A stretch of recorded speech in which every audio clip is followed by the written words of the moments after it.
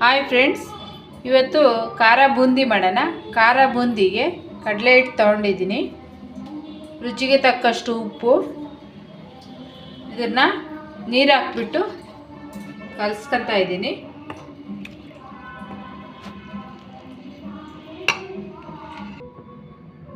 ಸ್ವಲ್ಪ soda,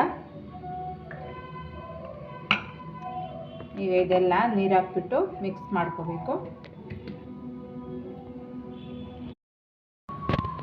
friends, ಈ ಥರ ಬೋಂಡಕ್ಕೆ ಯಾವ ಥರ ಹಾಕ್ತೀವೋ ಆ ಥರದ ಹದದಲ್ಲಿ ಕಲಿಸ್ಕೋಬೇಕು. ಇಟ್ಟು ಬಾಣಲಿ ಇಟ್ಕೊಂಡು ಬಾಣಲಿಗೆ ಆಯಿಲ್ ಹಾಕ್ಕೊಂಡಿದ್ದೀನಿ. ಆಯಿಲ್ ಬಿಸಿಯಾಗಿದೆ. ಈಗ ತೂತುದು ಜಾಲರಿ ತಗೊಂಡು ಈ ಥರ ಹಾಕ್ಕೊಂಡು ಈ ಥರ ಅಂದ್ಕೋಬೇಕು.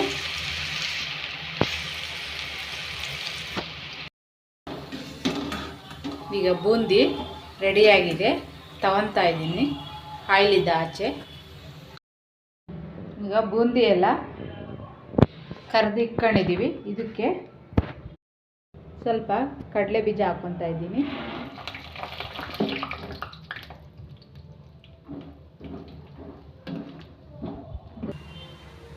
ಈಗ ಕಡಲೆ ಬೀಜ ರೋಸ್ಟ್ ಆಗಿದೆ, ತಗೊತಾ ಇದ್ದೀನಿ. ಕಡಲೆ ಬೀಜ ತಗೊಂಡು ಇದ್ರೊಳಗೆ ಹಾಕ್ಕೊಂಡಿದ್ದೀನಿ. ಈಗ ಬೆಳ್ಳುಳ್ಳಿ ಎಣ್ಣೆ ಒಳಗೆ ಹಾಕ್ಕೊತಾ ಇದ್ದೀನಿ. ಇದು ಸ್ವಲ್ಪ ರೋಸ್ಟ್ ಮಾಡ್ಕೋಬೇಕು. ಈಗ ಬೆಳ್ಳುಳ್ಳಿ ರೋಸ್ಟ್ ಆಗಿದೆ. ಇದು ತಗೊಂಡು ಮತ್ತೆ ಅದೇ ಬಟ್ಲಿಗೆ ಹಾಕ್ಕೋಬೇಕು.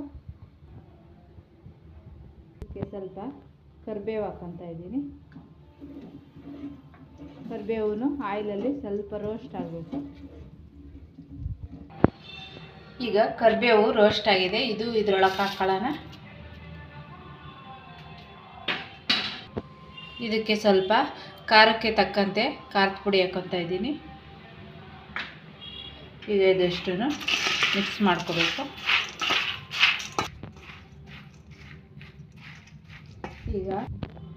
ಈಗ ಎಲ್ಲ ಮಿಕ್ಸ್ ಮಾಡಿದ್ದೀನಿ.